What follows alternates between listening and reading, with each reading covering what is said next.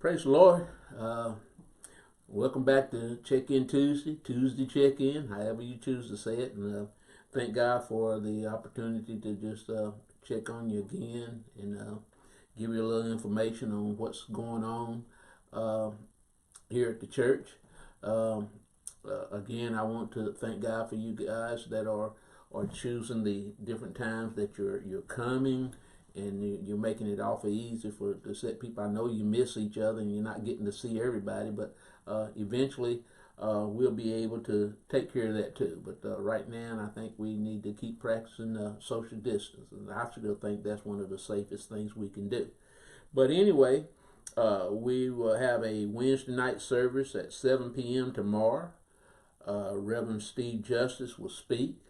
Um, Sister Chelsea Owens will come and do our praise and worship with us, and that kind of calls off balance. And I think next week, the Victory Praise Singers will be singing on Wednesday night. So we're going to have them next Wednesday. But this Wednesday, Chelsea will be doing the praise and worship for us, and Reverend Steve Justice will be speaking at the 7 p.m. service. So that's the service at 7 p.m. Sunday, we will have our 9 a.m. service and our 11 a.m. service. Now, our 7 p.m. service will be live streamed, but no one will be at the church for the night service as we celebrate Father's Day. So we're not going to ask you to come back that night, but we will have the 9 a.m. and 11 a.m. Father's Day service, and then you will have that family time that afternoon, and you won't have to stop. But Reverend Steve Justice will be doing his live stream at 7 p.m. So maybe you and the family can stop at 7 o'clock and take a listen to that. Uh, that's going to be so we thank God for him taking that time to do that. As you already know, uh, you don't have to call in on Thursday anymore. I think you guys have kind of got in mind when you want to be here, and so we'll let you decide to come. And maybe you may even want to switch. You may say, "Well, I've been going to 9 o'clock, but I think I'll come to 11 o'clock." Well, you can do that. Whichever way you want to do, you can do it. You don't have to call. You don't have to text. You don't have to tell us anything. You just come on to the service of your choice, 9 a.m. or 11 a.m. We're still holding off on our Sunday school right now. Hopefully, maybe next month we may be able to get that up and rolling. But right now, we're just going to hold off on that. We will do our food bank distribution on Saturday, June the 27th. But we're waiting to see if we would do the food breakdown on Friday. We may not have to do that. We may have enough boxes and things already ready, but we'll wait and do that. And also, we want our graduates and kids to know on June the 28th, we will recognize our graduates at the 11 a.m. service. Now, I'll be doing the 9 a.m. service, but now Sister Terry Ann Funk, Reverend Terry Ann Funk, she will be doing the night 11 o'clock service. She's a teacher and one of our ministers, and I wanted her to speak to the kids, and the teens in the church will be doing that service. So the teens of NC4C will be doing that service. So I hope you got all these announcements. If you kind of confused, listen to it again. Listen to it again. It doesn't hurt to run it back and play it one more time. As I say, I'm not going to keep you long. I'm not going to talk to you long, just a little bit. But as I say, we got Father's Day coming up. And one of the scriptures that I'm not going to talk about this Sunday, but one of the scriptures that I normally think about on Father's Day comes from First Chronicles 28. First Chronicles 28, verse 9. And this is David, the words that he said to his son Solomon. And he says, "As for you, my son Solomon, know the God of your father and serve him with a loyal heart, with a willing mind, for the Lord searches all hearts and understands all the intent of the thoughts. If you seek him, he will be found by you. But if you forsake him, he will cast you off forever." I'm going to read that one more time. And ladies, don't you shut down. You listen to this too, because it's going to help you too. "As for you, my son Solomon, know the God of your father and serve him with a loyal heart, with a willing mind. For the Lord searches all hearts and understands all the intents of the thoughts. If you seek him, you will be found. You will be found by you. But if you forsake him, he will cast you off forever. And so David charges his son. His charge for his son was to know God. And he was sowing a seed there. But I ask you today, what kind of seeds are you sowing in your children's life? What is it that they are seeing in you? What seeds are you sowing in your children's life?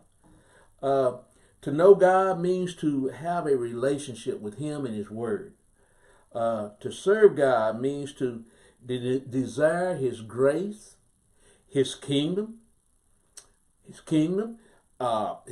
power, his righteousness in our lives. All these things, to know God, that's what that means. To desire his grace and his kingdom power and his righteousness in our lives.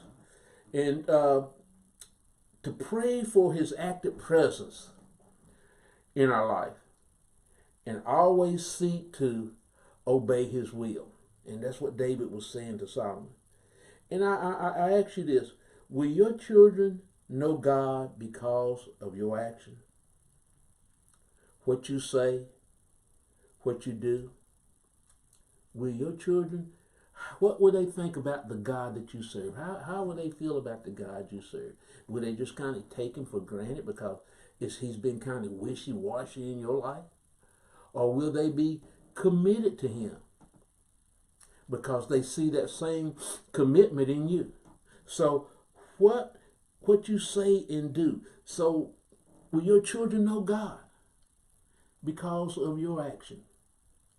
Because see, whether you know it or not, whether you want to or you don't want to, you're sowing seeds. And so what kind of seeds are you sowing in your child's life or in your children's life? And mothers, that goes for you too. What kind of seeds are you sowing in your child's life? Years ago, I had a lady that just loved the church. She loved coming here, loved being a part of the service, and she said it was so much love. And she wanted her husband to come. And so he said, I'll go anywhere you want to go, but I'm not going down there to listen to that black preacher. And it broke her heart. And so she told me about it, and I told her, I said, well, let's just pray. And so we were praying. And so one day she was talking to her mother, and she came back and told me, she said, I was talking to my mother-in-law, and I was telling her about the love of the church and what a blessing the church was for me, and that she was trying to get her husband to go, which was the mother's son. And she said he said he'd go anywhere, but he wasn't coming to listen to the black preacher. And the mother told her, that's my fault. I raised him that way. And so she had sowed those seeds of hatred. And we see all the things that are happening and going on in the world today. And one thing I know, that prejudice and racism, you don't have it when you're born. It's something that has to be sowed. And that's both sides, black or white. But that's something that is sowed into people. That's something that's planted. That's something that is taught from childhood. And you put kids together, man, it doesn't matter red, blue, purple, gray, polka dot, or whatever. They just want to play until you begin to tell them, there's something. But anyway, we prayed and I'm not going to go into the whole situation, but anyway, we had an opportunity we had a situation come up, and we had to be with them, with their family and with them all night long, Mamie and I and them. And so we knew how he felt, and we could have hated him back and showed the same kind of hate that maybe he felt for us. But we chose to show the love of Jesus Christ. And the Holy Ghost came in, and he turned on his love lights in our life. And we were there all night. And I just think, as he saw the love of Jesus, what does the gospel say? Greater is he that's in you than he that's in the world. Hallelujah! And God is love. And so as he saw us loving his family, as he saw us loving him, it did something. And I remember not long after that, she came walking into church with a big smile on her face, and there he was behind her. And I looked back at the end of the service, and he was hugging everybody. It didn't make no difference what color, he was hugging everybody. But what kind of seeds are you showing? I've always tried to show my son how to treat a woman. I've tried to show the I've tried to. He called one time from college, and one of the things I thank God for, even before I got saved, I've never cursed my wife. I've never raised my voice at my wife. And he called back from college one day, and I guess they might have been talking. He said, "Did y'all ever fuss?" And maybe said, "Yeah, we fussed." He said, "I don't remember y'all ever fussing." And she said, "Well, we never hollered and carried on like that, and we didn't say mean things to each other." And so that stuck with him. That was a seed that was not so much planted because of what I said, but because of what I was doing. And I realized that he's going to have that respect too, to not cuss and put down and bring down. And have you ever noticed, and I won't put a blanket on this, but have you ever noticed that usually that a young lady that sees their mother in an abusive relationship and stuff, and when they go out and get married, they'll marry somebody just like that sometimes?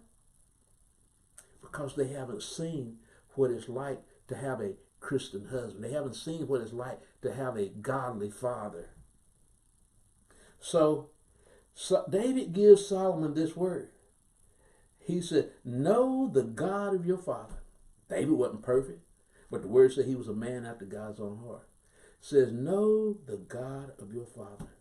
So I ask you guys again, what kind of seeds are you sowing? What are your children seeing when they're looking at you? What are you planting in their life? Are you planting the love of Jesus Christ in them? Are they seeing it in you? Are they hearing it from you? Or are you sowing seeds of hate? You see, because hate only brings hate. But I'm telling you something, when you send out love, man, keep the windows open, because love going to come right on back to you. That's the God we serve. So I pray that this will help you. I pray that I've got something special I want to do for you. Ask Steve if he could fix this up for me. But it's summertime, and Sojourner, we did a little CD called Brighter Days. And on that CD, one of the last songs on there is a song I composed called Summertime. Just a little short song I composed called Summertime.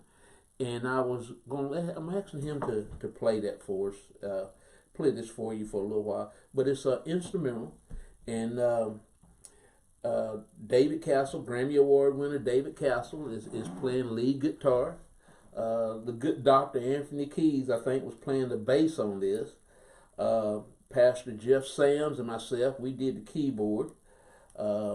Reverend Dr. Greg Surgeon and Pastor Robbie White were doing rhythm guitar. And I think that Brother Danny Cornett was playing the drums. And so I'm going to ask Steve to play a little bit of this for you. Summertime, since it's summer. And that's what happened when I composed it and came up with it and did this music. I said, man, it just makes me feel like summertime. So I want him to play a little Summertime for you. And hope that you'll enjoy it. If not, then play it when the crows and the birds come around the garden. Maybe it'll run them off. Yeah, I don't know.